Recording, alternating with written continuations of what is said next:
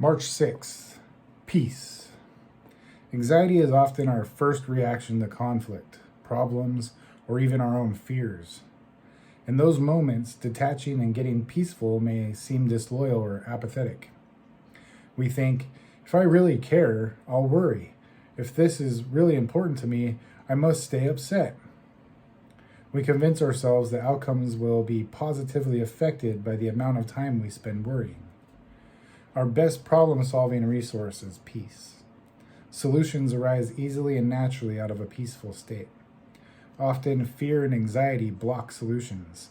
Anxiety gives power to the problem, not the solution. It does not help to harbor turmoil. It does not help. Peace is available if we choose it. In spite of chaos and unsolved problems around us, all is well. Things will work out. We can surround ourselves with the resources of the universe: water, earth, a sunset, a walk, a prayer, a friend.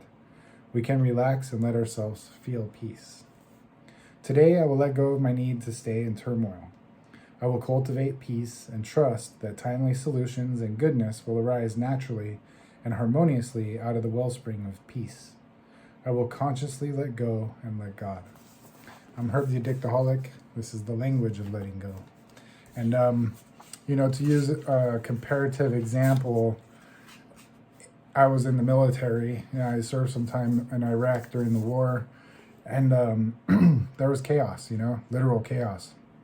And we were trained to have some sense of peace, calmness, some serenity in this chaotic environment so that we can operate correctly, so that we can follow instruction, follow orders, and do our duty to the best of our ability to save the people around us and, whoever it was that we were fighting for.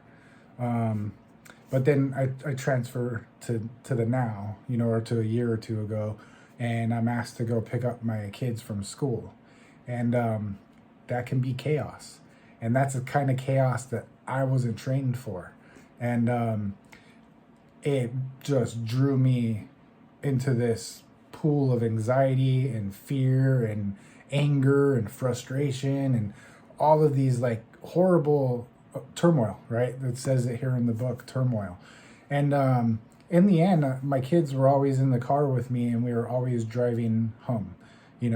Every time I went to pick them up, they got to the car, or I got them to the car, whatever, and we ended up driving home. But that hour or two process was very,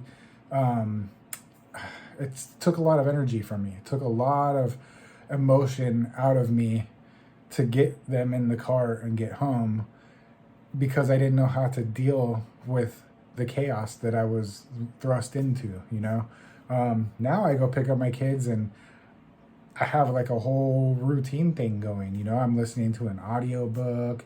When I park and I wait, I'm looking forward to getting a second on my phone to maybe send out a gratitude list to my sponsor, maybe reply to my sponsee, whatever. I have these steps and things and a little reflection on my attitude, even dealing with some of the crazy drivers that we deal with in that scenario.